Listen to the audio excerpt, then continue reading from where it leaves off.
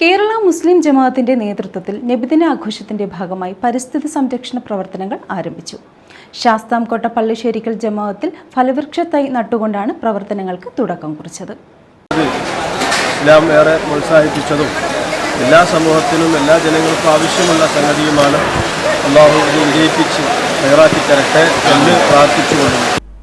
നബിദിനാഘോഷങ്ങളുടെ ഭാഗമായി കേരള മുസ്ലിം ജമാഅത്ത് ഫെഡറേഷൻ സംസ്ഥാന വ്യാപകമായി നടത്തുന്ന പരിസ്ഥിതി സംരക്ഷണ പ്രവർത്തനങ്ങളുടെ ഭാഗമായാണ് കുന്നത്തൂർ താലൂക്ക് കമ്മിറ്റിയുടെ ആഭിമുഖ്യത്തിൽ പള്ളിശ്ശേരിക്കൽ ജമാഅത്തിൽ ഫലവൃക്ഷ തൈ നട്ടത്.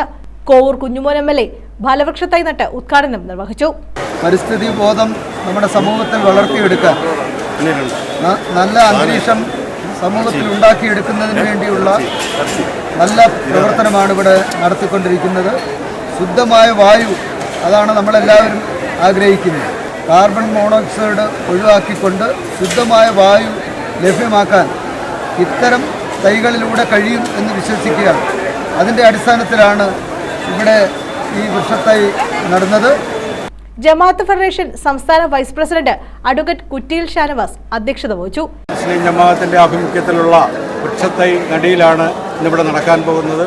നമ്മുടെ ബഹുമാന്യനായ കുന്നത്തൂരിൻ്റെ MLA ശ്രീ കോവൂർ കുഞ്ഞുമോൻ അവർകളും നമ്മുടെ ജമാഅത്തിൻ്റെ ചീഫ് ഇമാം തങ്ങളവർകളും കൂടി ചേർന്നാണ് ഈ തൈ നടുന്നത്.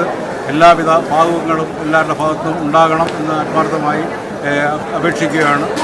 ജമാഅത്ത് ചീഫ് ഇമാം ഫളുലുൽ ജിഫ്രി തങ്ങൾ, സെക്രട്ടറി ഷാജഹാൻ, വൈസ് പ്രസിഡന്റുമാരായ KE ഷാജഹാൻ, സലീം ബംഗ്ലാവിൽ, ട്രഷറർ ഷാജഹാൻ പുലയന്റെയും, താലൂക്ക് ജനറൽ സെക്രട്ടറി മുഹമ്മദ് ഖുറൈഷി, കോട്ടൂർ നൌഷാദ തുടങ്ങിയവർ പങ്കെടുത്തു.